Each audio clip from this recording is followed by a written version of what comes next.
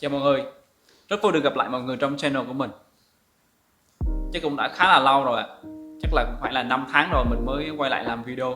Trong video này là mình sẽ giới thiệu về phần mềm Enscape cũng như là cái giao diện của nó cho những bạn mới làm quen với Enscape, hay là những bạn đã sử dụng cái phần mềm Enscape này ở những cái phiên bản 2.x và sau đó thì chúng ta lên cái phiên bản 3.x.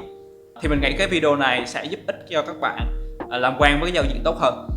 Ok, chúng ta cùng nhau vào nội dung của video nào. Đầu tiên chúng ta sẽ tìm hiểu Enscape là gì. Enscape là một plugin thực tế ảo và cái xuất thời gian thực được thương mại. Nó chủ yếu được sử dụng trong các lĩnh vực như kiến trúc, kỹ thuật và xây dựng. Được phát triển và duy trì bởi Enscape GmbH, được thành lập vào năm 2013 và có trụ sở ở Karlsruhe, Đức, với văn phòng tại New York, Hoa Kỳ.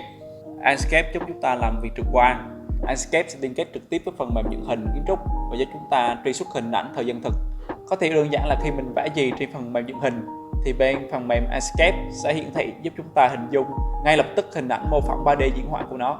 Thực tế giúp thời gian làm việc tối ưu hơn so với quy trình thiết kế diễn họa trước kia, rút ngắn vòng lặp làm việc và cho chúng ta nhiều thời gian hơn để thiết kế thay vì tốn quá nhiều thời gian để thao tác phần mềm, đưa ra quyết định tốt hơn và nhanh hơn.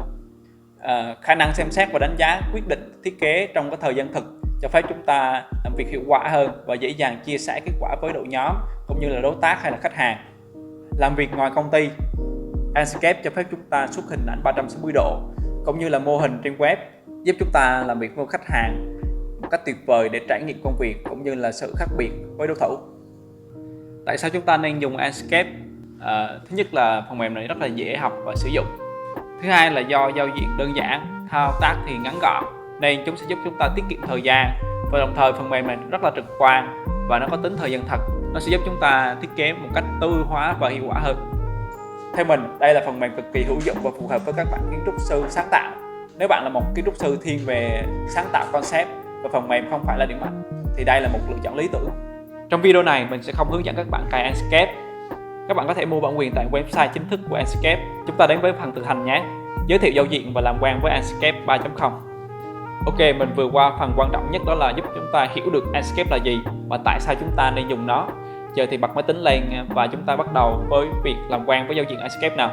Khi chúng ta mở file SketchUp lên thì chúng ta sẽ có một cách để bật cái thanh công cụ của Enscape. Cách là cách chuột phải vào cái vùng giao diện này nè, cái vùng trắng của phần thanh công cụ. Thì ở dưới này chúng ta sẽ tới với Enscape. Thì đối với cái Enscape 3.0 á, thì thanh công cụ nó chỉ còn lại một thanh thôi. Thì khi mình bật lên thì nó sẽ là một thanh như thế này ạ. Mình sẽ kéo qua một bên.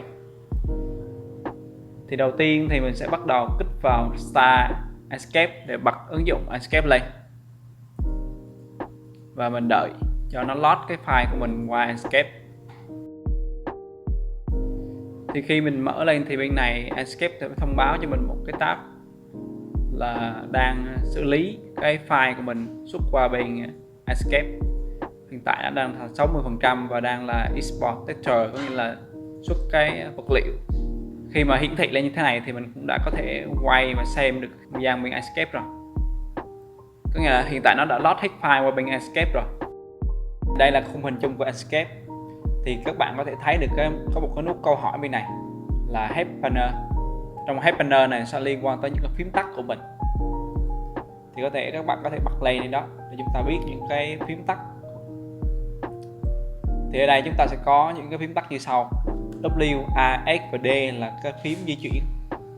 W là tới, X là lùi, A là qua trái, D là qua phải. Tiếp theo là chúng ta sẽ có AQ là cái liên quan tới fly up và fly down. Q sẽ là fly down và A sẽ là fly up.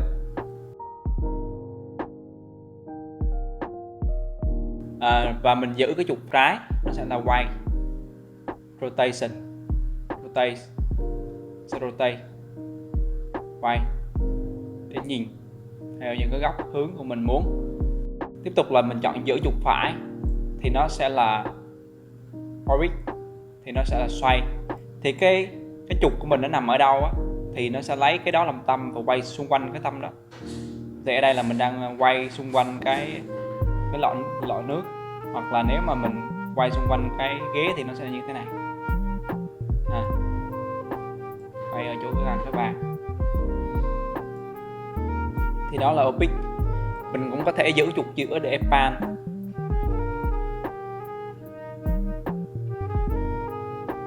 Tiếp tục là chúng ta có thể di chuyển nhanh bằng cách là kích đúp vào một cái điểm nào đó. Ví dụ như là mình kích đúp tới cái lọ hoa này đi, thì mình sẽ di chuyển tới gần đó. Mình kích đúp tới cái phần cái ghế thì nó sẽ di chuyển tới gần cái ghế. Tiếp tục là ấn dấu cách Space, là mình vừa mới cách Space. Space là sẽ thay đổi giữa cái walk và fly. Có nghĩa hiện tại mình đang ở trong cái chế độ đi bộ này, thì mình sẽ có nhìn xuống dưới đất, nhưng mà mình ấn W thì nó vẫn là có một cái khoảng cách nhất định với mặt đất. Còn nếu mà ấn cách một cái nữa là fly thì mình có thể đi thấp hơn, và khi mà thấp hơn thì mình có thể ấn dấu cách lại để nó quay lại với chế độ walk.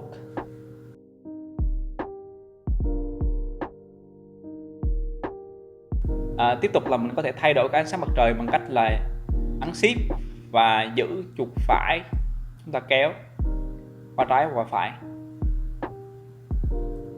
Đó, các bạn sẽ thấy ở cái góc của mình sẽ có cái giờ, giống như mình kéo như thế này sẽ là 8 giờ sáng, và kéo ngược lại qua bên phải thì nó sẽ lây, thời gian của mình sẽ lây tới trưa và bắt đầu về chiều.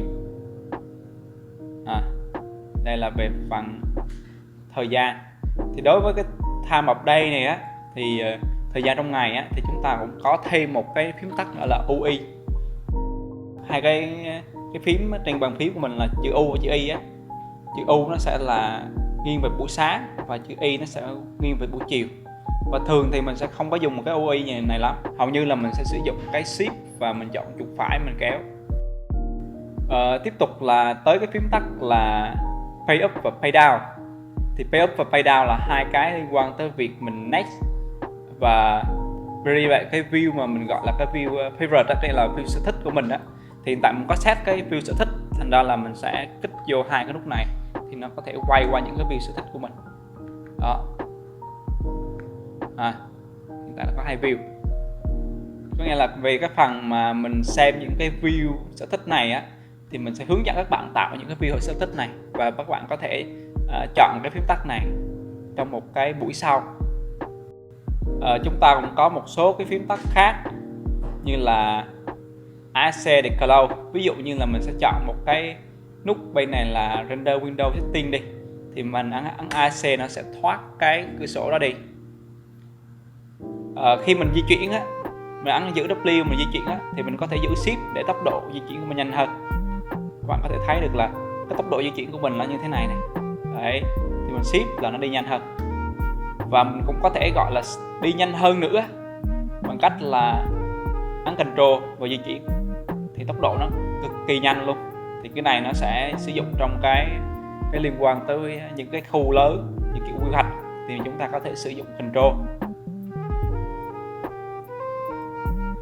Rồi, có một cái nữa về phím tắt về ánh sáng, có nghĩa là mình có thể sử dụng Control UI hoặc là Shift UI để thay đổi cái ánh sáng mặt trời. Cái Control UI á, thì chúng ta sẽ xoay cái mặt trời xung quanh cái vị trí hiện tại của mình theo phương đứng, mình sẽ xoay tròn. Mình sẽ xoay tròn cho các bạn xem. Các bạn sẽ thấy được là sẽ đây xoay hình tròn này. Đó, một hình tròn. Và cái việc mà Shift UI á, thì chúng sẽ thay đổi góc. Chúng sẽ thay đổi góc của mặt trời theo hướng là cái góc độ ban ngày và ban đêm. Đó. Và nó cũng có một cái phím tắt nữa, có nghĩa là vì cái setting ánh sáng trong Enscape á, thì nó sẽ tùy vào từng vị trí, thì mà nó có thể setting đúng cái vị trí của mặt trời theo ngày luôn. Thành ra là nó sẽ có một cái phím nữa là phím Home. Khi mình kích vào phím Home á, thì nó sẽ reset lại cái vị trí của mặt trời như ban đầu, là nó quay lại cái vị trí mặt trời như với cái vị trí local của cái công trình của mình. Thì mình kích Home thì nó sẽ quay lại với cái ánh sáng mặt trời như thế. Thì thường thì mình sẽ không có dùng Control UI trong cái việc mà thiết kế, hay là Shift UI trong việc thiết kế, mà thường thì mình sẽ dùng cái ánh sáng mặt trời tại vị trí mà mình thiết kế, và mình sử dụng cái Shift rồi kéo chuột phải như thế này để nó thay đổi ánh sáng mặt trời nó đúng như thực tế. Có một cái nữa liên quan tới context menu, có nghĩa là những cái liên quan tới phần command, thì bạn có thể kích dưới đây. Mình sẽ tạo ra những cái phần liên quan tới phần ghi chú, hoặc là mình liên quan tới việc show cái beam data. Nó sẽ là một cái thông tin về beam ấy, của quy trình beam thế này. Ví dụ như là mình có thể kích vào từng cái khối đi nè, tại vì cái này hiện tại mình chưa có nhập thông số gì cho nó. Còn đối với cái việc mà mình làm bằng Revit á, thì khi mình kích vào cái tường thì nó sẽ hiện cả thông số về tường cho mình biết luôn. Rồi mình tắt cái beam này đi. Cái standard view này thì là những phím tắt nó nằm ở bên cái tab number trên bàn phím của mình đó.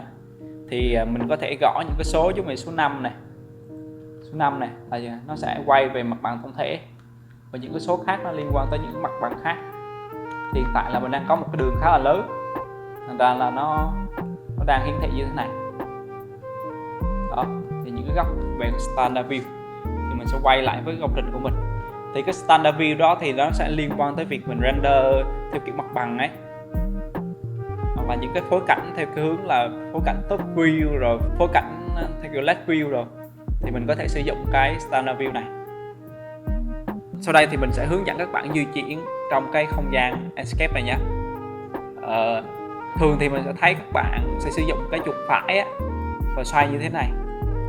Tại vì các bạn dùng quen bên cái phần mềm, mấy cái phần mềm bên kia rồi, như là phần mềm SketchUp hay là Revit á, thì các bạn dùng những cái pan bằng cái chuột giữa này, xoay như thế này và di chuyển á, thì nó nhìn nó rất là kiểu như là nó không được liên tục, và cảm giác nó khó chịu. Cái cách di chuyển của mình á, thì mình sẽ giữ nguyên chuột trái theo hướng là xoay cái góc để mình nhìn như thế này này, và mình dùng cái phím đi lại để mình di chuyển. Và trong lúc mà dùng cái phím di chuyển là W mình di chuyển như thế này á, thì mình vừa đi và vừa xoay góc luôn, thì cảm giác khi mình đi lại trong cái không gian phòng nó sẽ mượt hơn, cái tính trải nghiệm nó được nâng cao hơn. Thì đó là cái cách của mình. Thì mình mong rằng là sau cái video này thì các bạn sẽ có một cái nhìn tổng quan về giao diện của Enscape, và có thể thực hành những cái phím tắt để chúng ta cùng nhau phát triển cái năng lực về Enscape.